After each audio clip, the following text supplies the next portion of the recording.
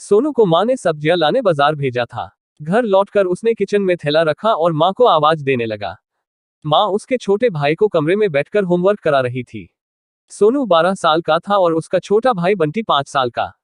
बड़े होने के कारण माँ उससे घर के छोटे मोटे काम करवाने लगी थी, जैसे दुकान से सामान लाना, बाजार से सब्जी लाना, बगीचे की साफ सफाई करना, अपनी साइकिल धोना, अपना कमरा साफ करना, अपने कपड़े प्रेस करना।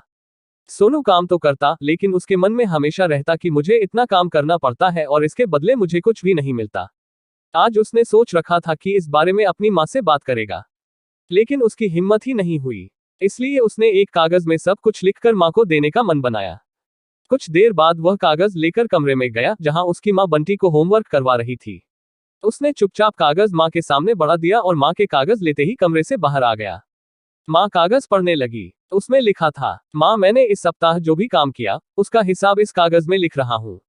बाजार से सब्जी लाने के 50 रुपये, बगीचे की साफ सफाई के 20 रुपये, कपड़े प्रेस करने के 10 रुपये, साइकिल धोने के 5 रुपये, अलमारी सेट करने के 5 रुपये, कुल हिसाब कुल 90 रुपये। माँ मुझे इन कामों के जो भी पैसे बने हैं वो पॉकेट मनी के रूप में चाहिए। आखिर कोई भी काम मुफ्त में नहीं किया जाता। आपका बेटा सोनू। माँ बेटे का मैसेज पढ़कर मुस्कुराई, फिर एक कागज पर कुछ लिखने लगी।